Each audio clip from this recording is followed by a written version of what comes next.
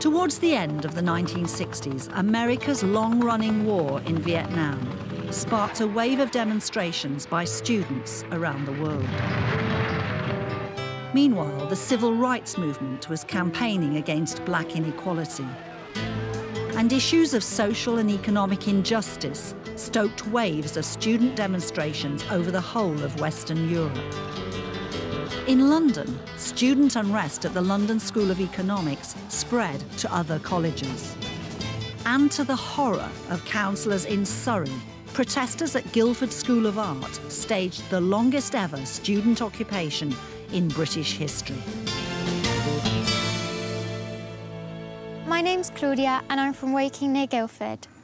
I'm currently taking history and textiles at school and I'm really interested in finding about the Guildford Art College sit-in. I'd love to know what happened in 1968 and why people felt they needed to protest. The students were concerned by plans to amalgamate Guildford with Farnham and rumours of the closure of departments. They were critical of what was being taught and the standard of teaching. After their request for a dialogue with those who ran the art school was turned down, they voted to occupy it. Claudia's come to meet one of the protesters, Lucy Craig, who's come back to Guildford. We wanted more information. And I seem to remember we never really got any proper answers or any proper communication from them at all. There was this feeling that students should know their place and just wait till something is done to them. And we increasingly felt that that was the wrong approach. I think people had begun to get really angry and started to feel, well, all we've got is this place and we're in it.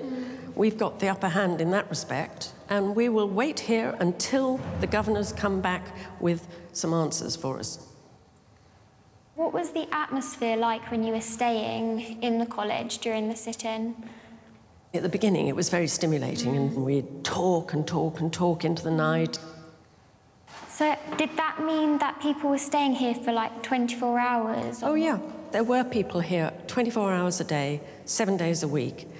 There was a sort of rota of jobs that had to be done, and there was usually 1 or 2 people either on the roof or looking out of high windows, keeping an eye on the place in case the authorities made a rush on the building or something. And did that happen? No, they sent in a security firm, and it was after only a few days, I think the 4 security guards, inverted commas, came over to the other side. They chucked in their jobs and started supporting us. From what I read, they started to cut off water supplies and electricity. Yeah. How did you feel about that? Well, that just made everybody more angry. I think they thought, oh, we'd be out in 5 minutes once the electricity was off. But we weren't. Surrey County Council then applied to the High Court for an order to evict the students, which meant imprisonment if they'd continued their sit-in. I think that certainly woke a lot of us up about how serious it was. And how seriously they were taking it, that they were prepared to take legal action against their own students rather than talk to us. In the end, the judge threw it out on a technicality. Another student, John Wormsley, photographed the sit-in. And there we are. This is Lucy, as a young girl.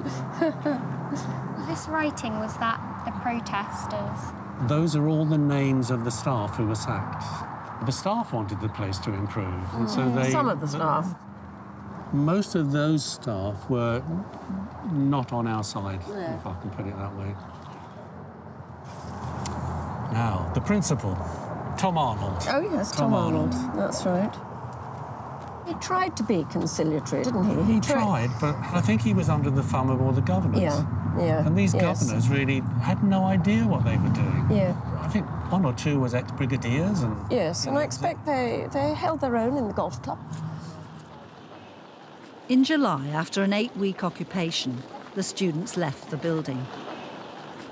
All the lecturers and teachers that we'd really most respected had lost their jobs, and it was the sort of toadies, the staff who'd gone along with the educational authorities, who were left.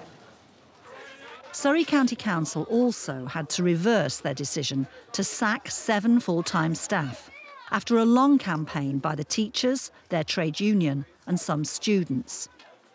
The students were then forced to reapply for their places. They put me through this very patronising sort of interview and sort of wagging fingers and, you know, you are going to be a good girl now. And I did get a bit carried away in arguing with them, and they swore at me and I swore at them. And so, because passions were still very high.